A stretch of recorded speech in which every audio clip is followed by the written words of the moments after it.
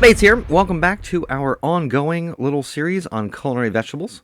Today we're going to talk about most people's favorite vegetable group, seed and root vegetables. The root vegetable category includes everything that grows underground or partially underground, and it includes potatoes and onions and such. So that's usually the most popular section because everybody loves potatoes. So instead of starting with what people love, we're going to start with seeds. And do you like popcorn? Okay, stupid question. Who doesn't love popcorn? Good news! That's a seed vegetable. So is all the corn, peas, and beans. In this category, the edible portion of the vegetable is the actual seed. The first seed vegetable we'll talk about are beans, specifically fresh beans like these green and yellow wax beans. Most people eat the small green bean inside the pod, just as is, but I have met a couple of fussy eaters who insist on having the beans removed, which is called shelling. And they're terrible people, make me work so hard. Lima beans, also known as butter beans, are an example of beans that are shelled or removed from the pod.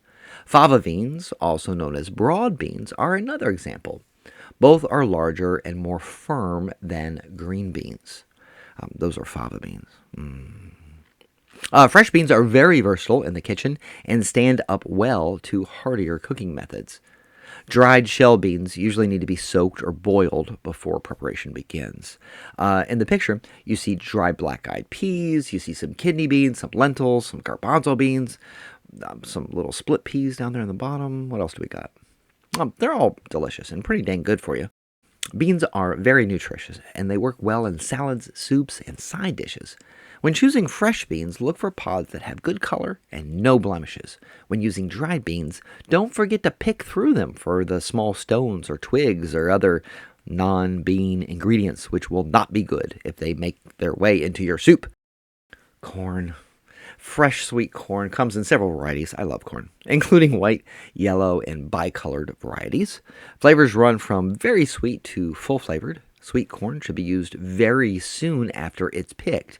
If not, the sugars will begin to turn to starch, making the corn less sweet and much chewier, which is why corn is almost always held at room temperature and not refrigerated. Select ears that are firm and free of mold or brown discoloration. Obviously, don't get moldy corn. I can't believe I had to say that. Peas. I love peas. In general, peas are a colorful addition to salads and soups, as well as other recipes, and many can be eaten right in their pods. The most common pea is this one, the green garden pea. It has a sweet, delicate flavor, and it's used in all kinds of dishes. Snow peas are often used in Asian cooking. That's a snow pea. They have a distinctive half-moon shape and a light flavor. We also got some sugar snap peas. They're also used in a lot of Asian cuisine. And their sugar snap peas are really, really sweet. We made it! Can you believe it? That wasn't too much time on seed vegetables. Let's talk about roots, the tuber family. Roots, tubers, and allium vegetables are grouped together because of the way they're grown, either all the way underground or partly underground. A single root extends into the ground and provides nutrients to the leafy green part of the vegetable that grows above the ground. When you think of these vegetables, think dirt. If what you eat was at least mostly covered with dirt while it was growing, it's a root, it's a tuber, or an allium vegetable.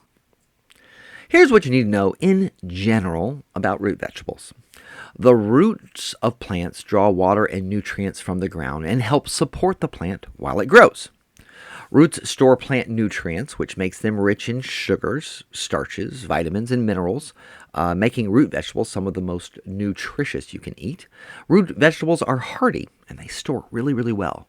For centuries, they have been a winter staple, especially in really cold climates. Most root vegetables are available year-round, but their peak season is in the fall and winter months. Some common root vegetables are carrots, beets, radishes, and turnips. That's the basics. Glance over the list, memorize it, or don't memorize it. Carrots contain a large amount of carotene, a pigment that is easily converted to vitamin A. Carrots can be served raw, as crudités, as a garnish, or as an ingredient in salads. Cooked carrots make excellent side dishes and can be used in soups and sauces. They can be even used in desserts, cooked and raw. Carrots are fundamental to mirepoix, the French base of stock. Select carrots that have a good color and are free of blemishes, obviously. Fun fact, the super large carrots that we use are called horse carrots.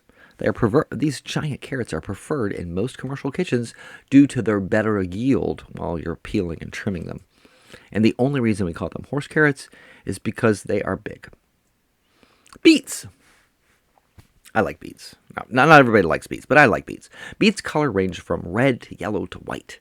The flavor of beets is somewhat earthy because of a chemical called geosmin. In other words, beets taste a little bit like dirt, naturally. Cooks prefer smaller beets to larger ones for two reasons. Their appearance is better, and they cook faster than larger beets. Beets are popular in salads and soups and can be served as a side dish. Pickled beets add some spice to many dishes. They can be steamed, baked, they can be roasted. When you're buying a beet, make sure they're small to medium size and they have smooth skins. Radishes are small, round roots that are available in many colors, from deep red to pale cream. Their crisp texture and their peppery flavor make them a flavorful and colorful addition to salads. They can be cut decoratively as a garnish or served as crudités with vegetable dip. Select radishes that are firm and have a bright red color. Like radishes, turnips have a hot, peppery flavor when eaten raw and are best when roasted. They are larger than radishes and usually have a rose-colored skin and bright white flesh. Turnips are good when baked, but they can be boiled, steamed, or mashed. Choose turnips that are small to medium size with smooth skin, and they feel heavy for their size. They feel weighty.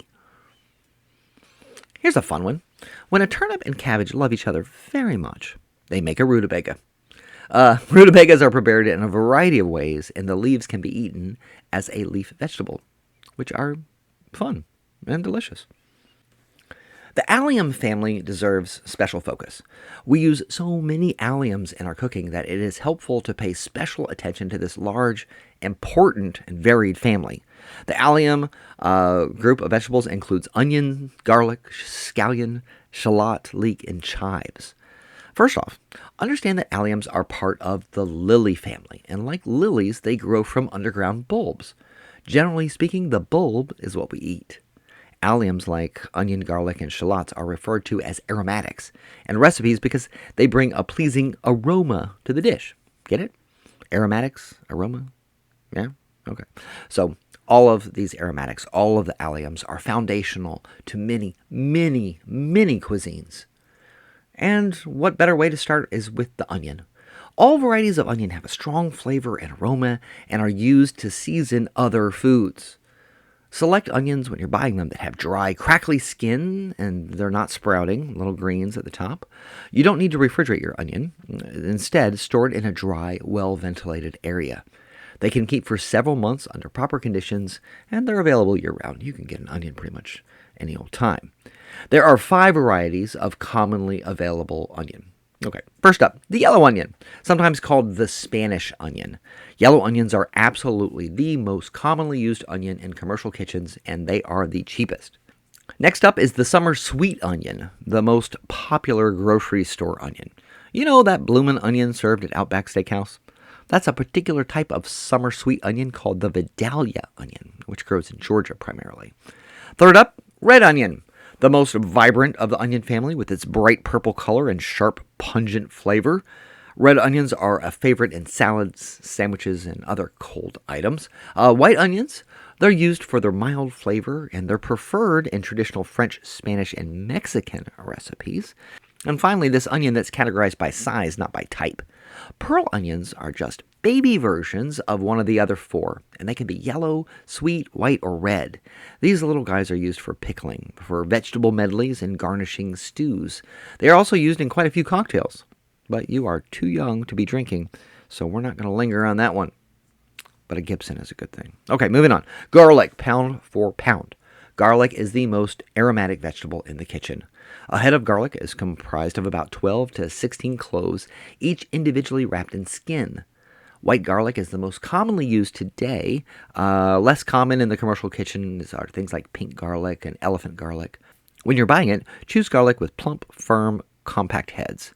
If stored properly, garlic can have a long shelf life, 2 months at 50 degrees or so, 6 to 8 months in a refrigerator. Processed convenience garlic is available. That's the kind that's already chopped, minced, crushed. And then they pack it in water or vegetable oil and put it in a bottle. But most chefs don't like to use convenience garlic. It has so much less flavor than fresh. Shallots. Well, shallots have an onion flavor, and they're shaped a bit like an onion, but they're not an onion. Shallots grow in clusters like garlic, but they're not a type of garlic. Are shallots a cross between onions and garlic? Nope. Shallots don't care. They do their own thing. Shallots are smaller than onions with a stronger, sweeter, more complex flavor. They're heavily used in French sauce making. And there's usually some confusion between this, the shallot, and a green shallot. Because people say, I'd like to have some shallots on my potato, please. We'll get to that. Leeks resemble green onions. They have this thick, fibrous texture. And even though they look a little bit like green onions on steroids or something, they aren't.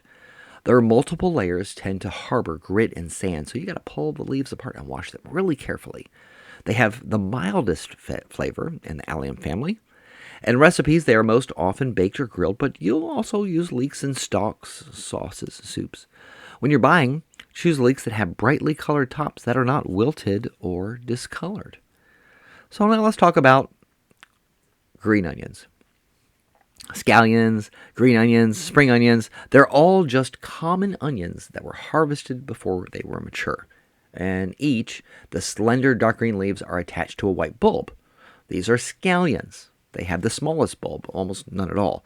They're called bunch onions in Europe because they are planted in, well, a bunch. Green onions are the same thing, but they're grown with more space and they have a slightly larger bulb. And spring onions, they have the largest bulb of all. Look, you can actually see the beginning of full onion starting to form at the base. All of these have a mild flavor, which makes them a great addition to salads, as well as sauces, meat dishes, and generously piled on top of baked potatoes. When choosing, select bright green tops that are not wilted. Obviously, this is sort of pointless advice, actually. Lots of people think chives and green onions are the same thing. Lots of people are wrong. Chives are indeed a member of the Allium family, but they are more closely related to garlic than onion, and they're really not considered a vegetable at all. They're an herb. Mind blown. So if I say I want some shallots on my potato, I'm probably talking about chives. If I say I wanted some shallots on my potato, I'm talking about that beautiful shallot that we looked at earlier, the pink vegetable. It looks kind of like a garlic and an onion had a baby. Different things, people. Do you got an underground stem on a plant? Does that stem have thick, knobby lumps on it that store carbohydrates and proteins? Then congratulations! You have got yourself a tuber. Tuber vegetables include potatoes, sweet potatoes, and yams. So, what is a tuber anyway? Tubers are enlarged bulbous roots that are capable of generating a new plant. On each tuber, tiny little buds start to grow that will sprout leaves and grow into a new plant if you aren't careful. Those little buds that guy is cutting off, those are called eyes. Eyes. If you cut out the eyes, they'll begin to sprout. Stick them in the dirt, you're going to get a new potato plant. By the way, when you're buying potatoes, make sure that you don't purchase any that have sprouting eyes. That is an old potato, and it's not going to taste very good. Here's a fun fact. In reality, tubers aren't roots at all. They are underground stems that got fat. Just a fun fact. Nothing really important there. There are over 200 varieties of potato, but we're only interested in 7. The russet, the red potato, white potato, yellow potato, blue or purple potato, the fingerling potato, and my favorite, the petite or baby potato, which is basically any of the other varieties that are harvested really early in the growth cycle. How you actually cook potatoes? Well, that can get a little bit confusing, and we'll study potatoes in much more detail when we talk about starches in another chapter. But here is the short and sweet version. Which potato you use in a specific recipe determines on how much starch they have and how much moisture they have. Low starch, high moisture potatoes are called waxy potatoes, and they are best for roasting, boiling, casseroles, and potato salads. High starch, low moisture potatoes are called starchy, and they're best for frying, boiling, and baking.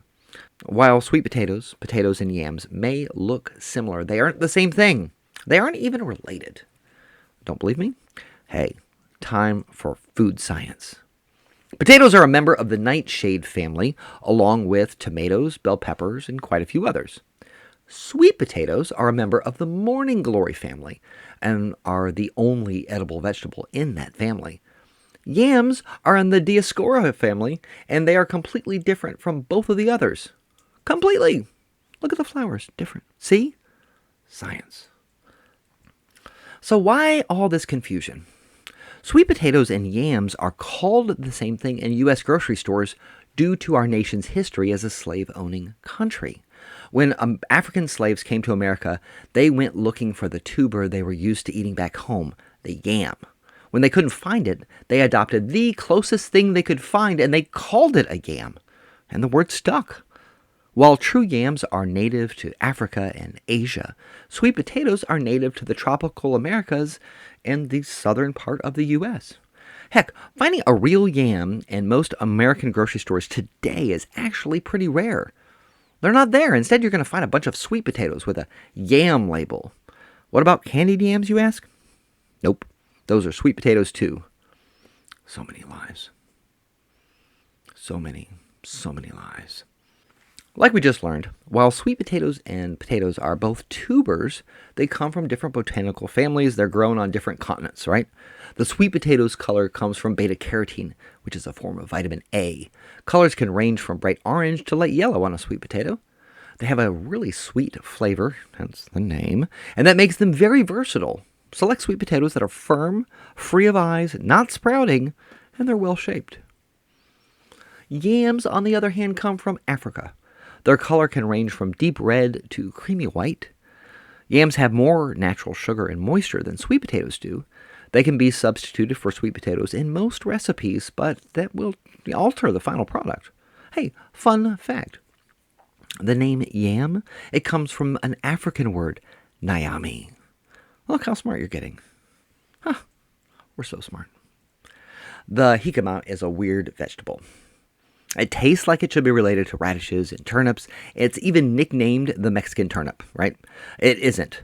Although it's a tuber and it looks like a sort of weirdo potato, jicama is actually related to green beans and chickpeas. It forms edible beans. Seriously. Most people eat the root, not the beans, but still, they're there. Jicama's high moisture content and crisp texture makes it refreshing, with a flavor somewhere between a really crunchy apple, a potato, and a radish. It's most commonly served raw, and I love them. So here we are. We covered so much material. We talked about the seed vegetables, we talked about potatoes and onions, we talked about the argument over sweet potatoes and yams. Wow. Power hour. All right. Up next, stem vegetables. It's the last thing we're going to talk about, stem vegetables, and we'll go over some basics of vegetables, just things that you should know. All right, I'll see you guys in the kitchen.